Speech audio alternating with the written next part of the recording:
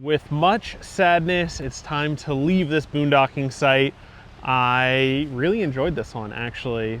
It's not too remote, like there has been lots of people coming and going, but I just really like being out here with water on both sides and this great view of the bridge. But it's time for us to tackle that bridge. I feel like we've been looking at it all morning. And while driving across bridges doesn't make us nervous, driving across bridges with high-profile vehicles makes us respect bridges more. So I think we can't delay any longer. It's time for us to head on out.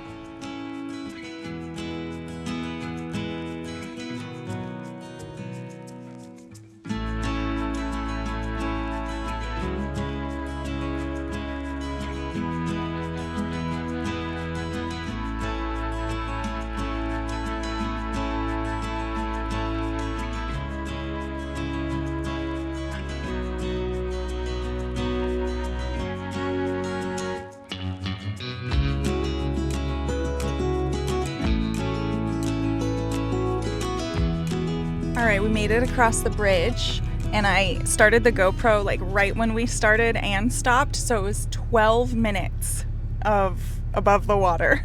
Driving at about 50 miles per hour. So those of you who are scared of bridges, you probably won't like that, but I thought it was really cool and pretty and fun. But I can imagine on a bad weather day that being an absolute white knuckler. So now we've officially made it to Prince Edward Island. We stopped to do some housekeeping. So right across the street here, we just went to Walmart and we got some groceries for a couple days. We're filling up on diesel right now. And this is our first Walmart in Canada. And we kind of remembered from going through the west side of Canada a couple years ago that, oh yeah, like their Walmarts aren't like the Walmarts in the US. Yeah, they just feel a little dated inside, like they're the Walmarts from the 90s and they haven't had the latest upgrades that we have. Yeah, so that's like our little tip if you're coming to Canada is maybe try the grocery stores out here and not go to Walmart, because as we said before, we like the consistency from Walmart, but you actually really don't get it here, which is totally fine. Yeah, it's a different country. Yeah, so I think our next shopping trip will be stopping in one of the actual grocery stores. But for now, it is a Friday night. We have no reservations. Again, we keep doing this to ourselves, but honestly, we're actually doing it intentionally. We don't want to be on a schedule and have a set time and destination for anything. So Jason found another little boondocking spot, so that's where we're headed, right? Yeah, I checked a couple campgrounds and they were either booked or $170 a night. That that's is not happening.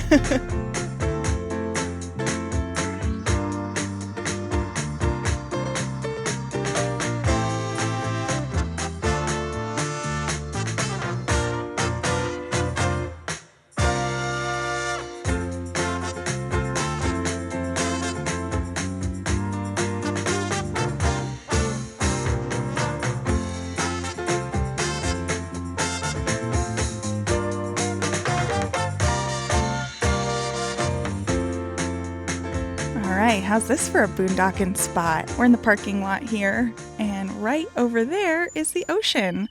So we had a beautiful night's sleep here. This is very obviously like a local hangout, but yeah, we're definitely allowed to stay here. Nobody else said anything. We even got like a couple compliments on our setup. So super friendly folks out here. And today we are going to do our Prince Edward Island like driving tour.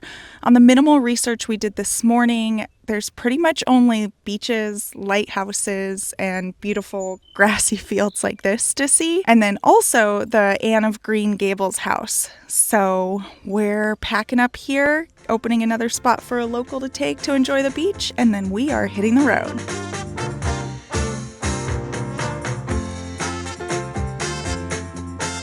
So we're here at our first stop, which is the Anne of Green Gables Heritage Center. And behind me is the visitor center and then the whole farm, including the house with green gables that inspired the book Anne of Green Gables. Not gonna lie, we haven't read the book. But this is one of the number one things to do here in Cavendish on Prince Edward Island. So we're going to stop and we're going to see what all the hubbub.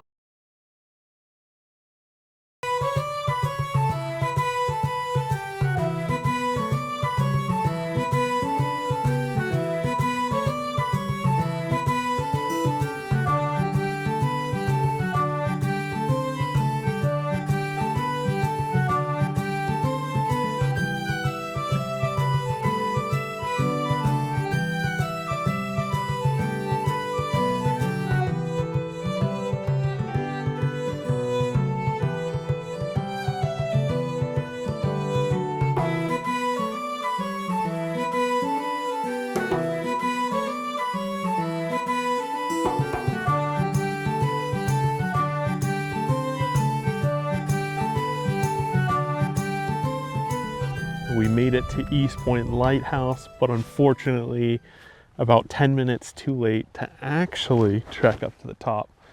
So check their hours before you head out here because it's a decent far drive, but it is beautiful.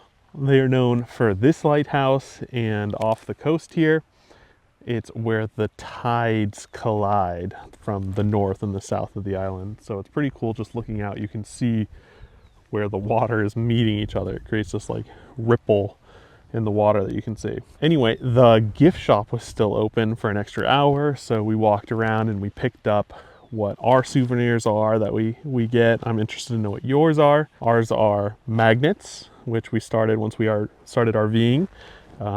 Small, easy to put places while you're RVing. And then after we bought a house, we started picking up local art. So we got a magnet and some local art. The other thing that surprised us once we got here, we looked right out of our car door and there is foxes. There's a little red fox just sitting there staring at us. So it's things like that, surprises that you get that make us enjoy traveling. But our Prince Edward Island adventure is not over. We still need to figure out where we're sleeping tonight and if there's anything else we want to see while the sun is still up. All right, we didn't make it far down the road and we saw a sign for Singing Sand Beach, and that intrigued us, so we had to come. And the sand really does sing.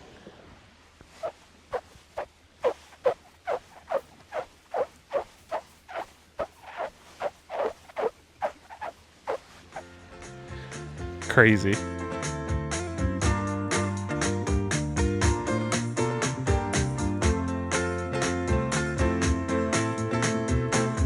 So we looked it up, and the reason this sand sings is because the grain of this sand has a very unique shape, and when it's dry and rubbed together, it creates a vibration that causes the squeaking sound. And we realized it's even more intense if you drag your feet.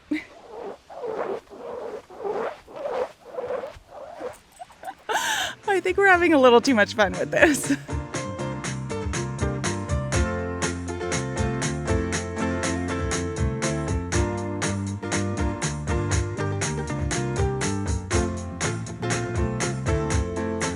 We made it. This is where we're gonna spend the night tonight, and it is stunning. It's really difficult to not find a nice beach parking spot here on Prince Edward Island. So this is Little Harbour, I believe, and it's great. We have some tent campers down there that have a nice campfire going on the beach, and we're getting ready to go make dinner because we're starving. So come with us tomorrow and we'll see what else there is to see here on Prince Edward Island.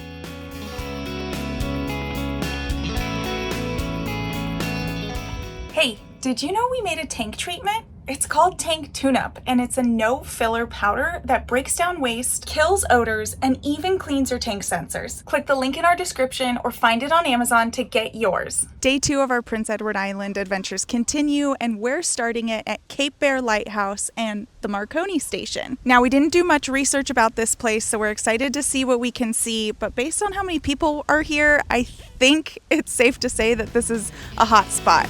So let's go.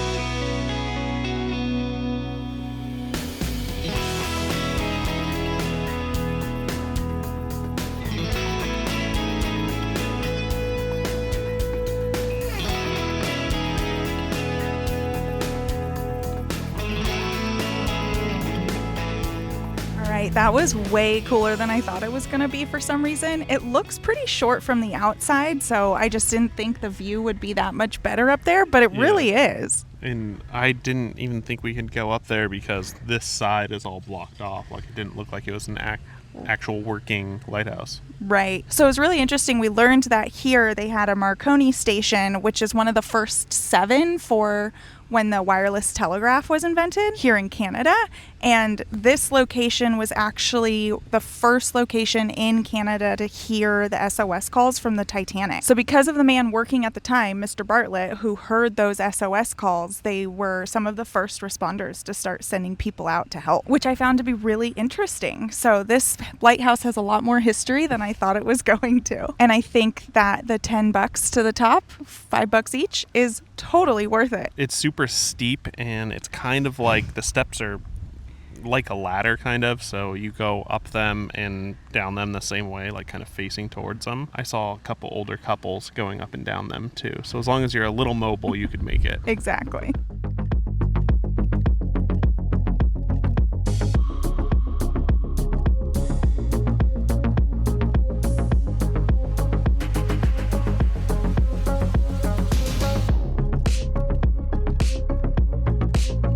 So we kind of blew through Charlottetown. Normally we really like cities, but we've just been really digging the countryside vibes on PEI, and we have campground reservations off the island, so we decided not to explore an actual town and just keep going. But before we leave, we had to get something that we've seen all over the island, these little stands on the farms called New Potatoes. And when we first saw these signs, we were a little confused because I didn't really quite understand what they meant by new. So we Googled it, and it turns out it just means more of an immature potato that's harvested early. And so they're supposed to have a more tender flavor, a more sweet flavor. So we picked some up, of course. And I'm really excited to cook with them and see what they're all about. It felt like we couldn't leave without getting one of these bags of potatoes. And of course, to leave, we have to take the bridge again. Alternatively, you could take the ferry, but that was a lot pricier than we originally thought. We had an old book for the area, and it said that the bridge was about $40 and the ferries were like 60 to 80, and so we figured, well, let's take the ferry. And then when we actually looked up pricing, it was, what was it, 140? Yeah, so it was 120 plus a $20 fee because of the size of our RV, so 140. So we figured, we'll pay the $40 and just take the bridge back.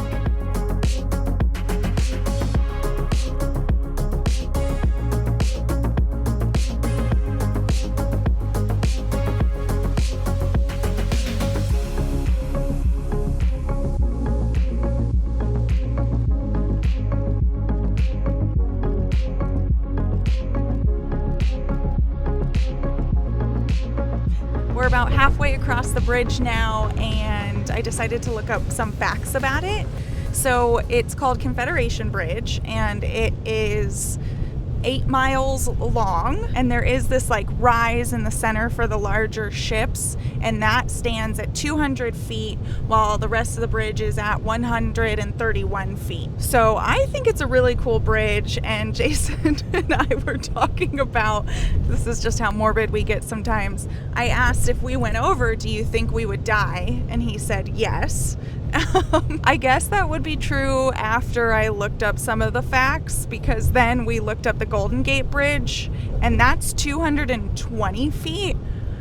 But I mean, we'd have the impact of the car, maybe some airbags, but I don't know. Anyway, if you're scared of bridges, like, I could definitely see you being scared of this one, but I think it's pretty fun, and I've been having a grand time going back and forth.